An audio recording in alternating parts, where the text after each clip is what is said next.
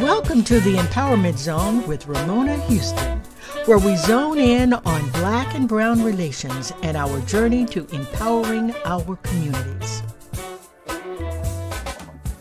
Hello, welcome to the Empowerment Zone. I am your host, Ramona Houston. And as you know, the Empowerment Zone is all about empowering the African American and Latino communities. Today, we have Miss Monique Russell with us. She is the Clear Communications Coach, and she's also founder of Clear Communication Solutions. She is the communications expert.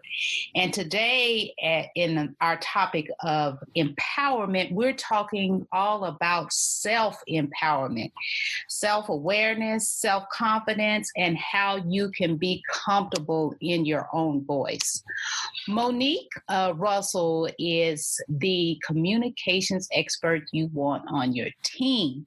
She teaches global leaders and teams on how to turn likes into loves and in business and life using effective communications tools and strategies. She has over 20 years of experience in the science of communications, and she's also host of the Bridge to You podcast and leads Clear Communication Solutions, an international training, coaching, and consulting firm that focuses on confidently communicating from the inside out. Welcome, Monique. Welcome to the Empowerment Zone. How are you today? Fantastic, Ramona. Thank you so much for having me. I am delighted to have you today. You know, as you know, it's always an evolutionary process of building self-awareness and self-confidence. It never stops. And we're always learning how to better ourselves. So I'm so glad that you're here today to discuss this topic and how to be comfortable in your own voice. So before we get to the topic, I want you to tell our audience a little about you and your background and how you got into communications. Okay, so I am originally from the beautiful islands of the Bahamas and also Nigeria. And how I got into communications, I started it as a gift. I like to tell people that I was 3 years old when I started teaching my dolls and my stuffed animals. But it wasn't until I was actually 8 where I started speaking in front of live audiences at church and really kind of using that platform to begin my speaking journey. So communications is something that I was exposed to early on as a child. My mom made sure that I was participating in drama, performing arts, different type of activities, swimming. I didn't last in swimming, but I will say that I went off to school. I studied communications to be a broadcast journalist. I got additional degrees in advertising in public relations. And then from there, I started working in executive support because it was sort of a very difficult time for me to get into my preferred role as a journalist. So I started in executive support, and I would always be asked about, complex problems, people problems, getting people engaged. I had the background, I had the knowledge, I had the curiosity. I always wanted to be in the know. And the executives and the leaders would often ask me for advice on how to handle certain things in the organization. So I kind of became a go-to person. And then I would see gaps, and I would often dream in my mind that, if this was my company, if this was my organization, these are the things that I would do to fill those gaps. And that's how my organization was born, really out of identifying current gaps that I saw in the marketplace, and started through freelancing, offering workshops and trainings, and moving into teaching at the university level in the areas of communications, public speaking, emotional intelligence, intercultural communications, and things like that.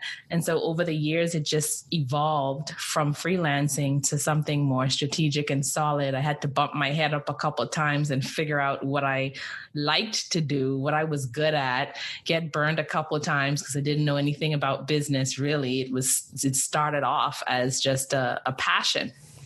But today, where we are today is very solid, very, very solid, with a significant depth in the area of communications, a passion for what I do, speaking, training, coaching, consulting on interpersonal and intrapersonal communications. That is so interesting. Isn't it amazing how most of us, no matter what our talents are in the African American community, that much of it started in the church, right? Speaking, you talk about speaking and talking. I know always having to do those Easter Sunday little poems and everything, and learning that, and then our mothers putting us in organizations that help enhance our skills. That too has been part of my trajectory as a professional. Is that and my husband as well, Terry Gully. He's a musician, and he started by playing in the church. So let's talk about clear communications and your work and what you do, and talk about it from the perspective of self-awareness and self-confidence, and what your advice would be for people in our communities who are working to develop their self-confidence. As you know, we live in a society where many times African Americans and Latinos are marginalized, and that we're not affirmed in who we are as human beings. And so it takes a lot for us to develop self-confidence in these environments. And so what are your recommendations to our audience? Mm-hmm. So there are a number of different ways I would say these scenarios play out. It could be in the corporate space or in the business space. I do a lot of work with women business owners, and I do work with people who are in the corporate area. So when you are in conditions or environments that aren't naturally affirming to you, there are definitely challenges that, African American and Latino people face in the workplace, because, the odds are really not really in your favor. And at the same time, there are also a lot of challenges that are faced because of a lack of self-awareness. So we have to be able to identify what those things are that are holding us back, and not really resort to or put full blame on just the environment. So it's about us learning what makes us strong, what our strengths are, what our areas of opportunity are, being able to build relationships with other people, especially those that are different from us. And I will give you an example of a lady that I worked with, a client that I had, who, when she came to me, she was looking forward to getting a promotion. But, being able to get the work done is not enough. Like you can be very skilled and highly educated. You can have, PhDs, credentials. But if you aren't able to have that awareness of connecting and building relationships with people around you, nobody's going to want to promote you. You know what I mean? It doesn't matter if you're saving the company millions of dollars. At the end of the day, the higher you climb, the more people you have to build relationship with, and the more people that you may have to lead. So having that awareness and that soft skill of how I'm coming across, how are things being said, or how am I being received? And she came across as very stern, which is good. But sometimes the information was misinterpreted as her not being a team player, or being very stoic, or not interested in developing relationships. And she'd often say, I just want to get to work and get my job done. Like, I'm not trying to be friends with anybody. I'm just here to get my job done. And I think in especially in African American communities, we have that view where, you just go in and get your work done. And that's good enough. They're going to see that you're doing a good job. They're going to see that you're going to be promoted, or that they're going to give you an opportunity. But the truth is, you have to be able to navigate the office politics, understand the climate and the culture of your organization or your business in order to make those goals achievable for yourself. Yes, you're so right. Productivity is not enough. It's all about relationship development, no matter what environment you're in. And we have to look at promotion if we work in, like you said, a corporate environment. Promotion, people make promotions, but it's not the productivity that makes the promotion, it's the people. And if the people like you and trust you, then you're more apt to get a promotion versus someone who people do not like. So that I totally agree with you on that. And like you said, understanding the climate and the culture. Can you give us another really great example of how it's not just about the environment, but about self-awareness, using maybe another client that you had? So I would say, let's talk about someone that I've worked with in business. So that was really more about the situation in a corporate environment. But a lot of the women business owners, they have businesses. Some actually are dualpreneurs. So they have full-time roles and they have a business on the side, or they may just be a full-time business owner. And so you may look at this environment. Let's say we're here now in 2020 and it's a, tumultuous time. It's a time of challenge and chaos for many people. That's one situation or scenario. Or you may have a situation where you are in an industry and you feel like, well, the opportunities are just not there because they're not dropping in your lap. I work with a young lady. She was very skilled in what she did, but she didn't have the confidence or the awareness to actually go out and get the business, do the work, make the calls, have the speaking engagements, but she wanted to be a speaker. And she said she was going to use speaking as a way to build her confidence, like just go on out there, do it. And then it was going to sort of be a reverse approach. Do the speaking, build the confidence. Do the speaking, build the confidence. But the truth is you have to build that confidence first in order to go ahead and take that action. So we were able to work on clarifying what she was offering. So that lack of clarity presented a hurdle for her. So when we were able to get clear about what she was offering, how she was going to talk about it, and then using her stories, her personal stories to connect, then she had a much more stronger impetus to go out and share that story. So a lot of times people want to get better at public speaking, but they don't want to include their story. They want to use examples from somebody else or, quotes from Richard Branson or Gary Vee or whoever, Martin Luther King or whoever. They want to use everyone else's story or quotes, but not use their own.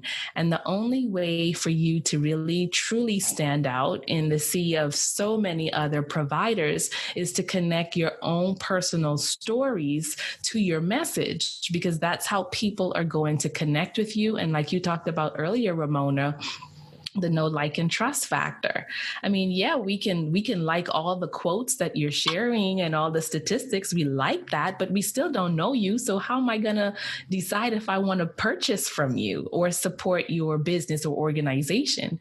So I would say that, getting that self-awareness and that self-confidence really starts from the inside out. Getting that understanding. Like Les Brown says, we can't see the picture from inside the frame. So we need to have external skilled guidance and skilled professionals who can support us in going through that journey. So if you had any advice that you would give our audience, thank you for those examples, because they really articulate why it's important to build self-awareness.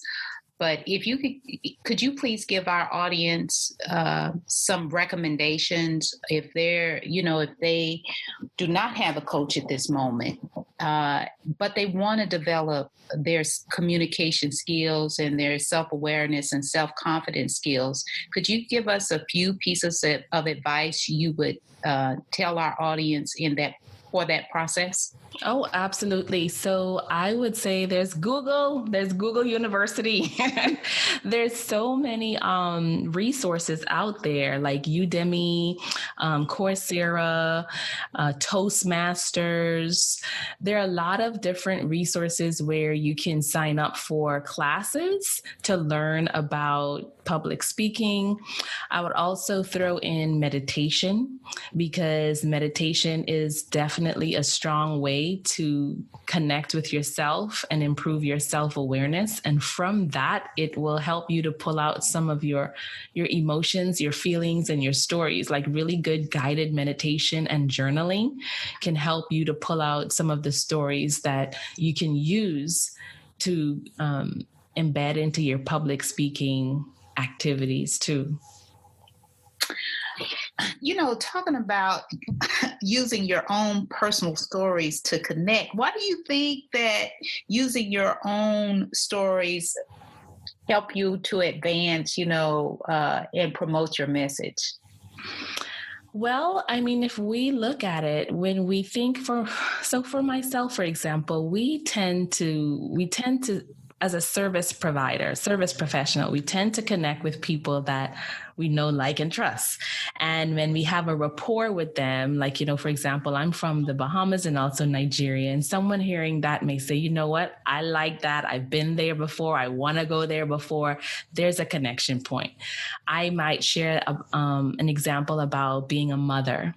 I have 2 boys. That may be a connection point. I may share about, studying communications, not being able to get a job in my field, and someone might raise their hand and say, you know what, me too. I've been there before. The other day, I shared a story about my lock journey, the locks in my hair, and how I felt like in the beginning, I wanted to change my hair, but I was in a corporate environment and I felt that, it might have been unprofessional, whatever unprofessional meant at that time, almost 13 years ago. And several people responded and they're like, oh my God, I can relate. One lady said she had to take the corporate straitjacket off, and then she started becoming a full expression of herself. So when you share your personal stories, it creates a window for other people to see how you're going to differentiate.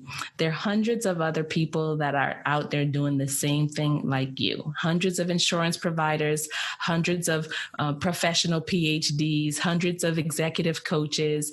How are they going to choose? Why are they going to choose you? How are you going to stand out? So everybody is not for you, but there's somebody for everyone. And using your story, I mean, if you think about people that we admire or that we quote a lot with their stories, Mother Teresa, Mahatma Gandhi, Martin Luther, Nelson Mandela, Bob Marley, whoever, we talk about their story. We didn't say Bob Marley was a revolutionary person because he was quoting everybody else that was coming from him, or he could read, 10, 20 different books that were a New York Times bestseller, or he was featured in this organization, this publication. Like, those things are great, but why are you being featured? Yeah, okay, you're just another executive coach. Like, okay, so what? So what? So your story is your power. And if you're not comfortable with that story, you can't use it in a way to connect, to grow your business, to grow your visibility, to grow your brand, to become a thought leader, because you're just like everybody else in the noise. Yes, you said that. I love the way you said that. Your story is really your so what? Like, why you? Why should people choose you? And so the only way you can feel comfortable with your story and your experience is through that self-awareness and building that self-confidence. And, we have to learn how to embrace our whole selves. And I like you telling your story about your locks. I know when I was a teenager, back in the 80s, I was working at Six Flags over Texas. And one of the policies was that you could not wear braids or afros. So, what does that say about, talking about working in an environment? What does that say about Black people? Like, you're not good enough to wear your own hair in its natural state.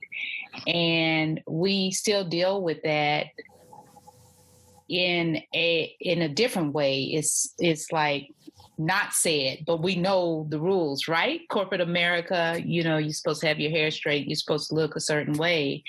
And now we're entering a place as African Americans where we can embrace our whole selves. And part of that is our hair. And so I'm glad you discussed that, in terms of our own identity. And that is a part of the way we look is a part of our self-awareness. Mm-hmm. So Monique, in this whole part, it's all about us embracing who we are, as human beings, who we are as individuals, and who we are as people who give our gifts in the world, and that people connect to us through our stories. So with clear communications, if I love your advice, and I'm sure there are people in our audience who love your advice as well.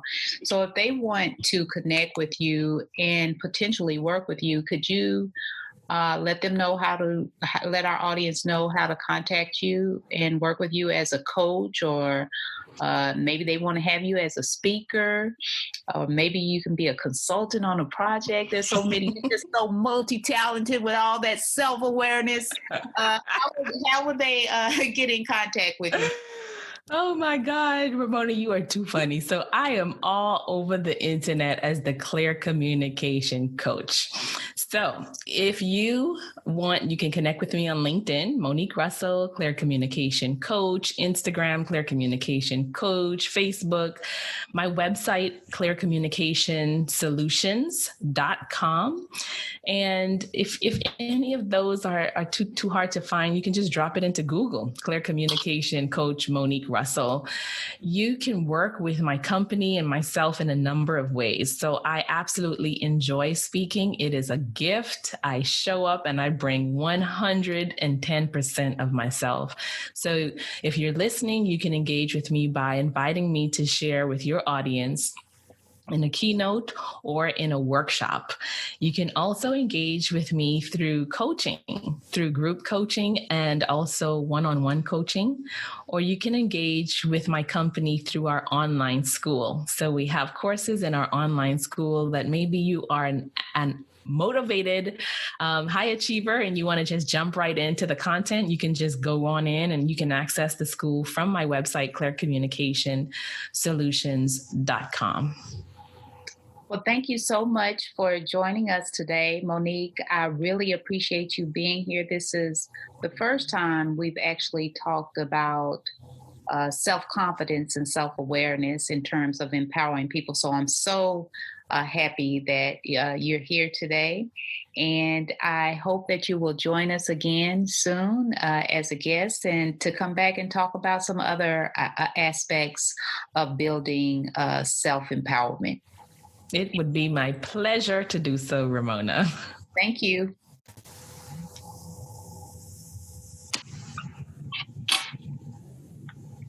Hello, I am Ramona Houston, and I am here with your communications expert, Monique Russell of Clear Communications, and she's going to give us one strategy she has for colleague success. Hi, Monique. Hello, Ramona. So tell us, what school or schools did you attend, what your majors were, and what piece of advice would you give students to make sure that they're successful in college? Okay, so I went to St. Cloud State University in St. Cloud, Minnesota, and I got my undergrad in broadcast journalism, and I got my first master's in public relations and second one in advertising, both from St. Cloud State University.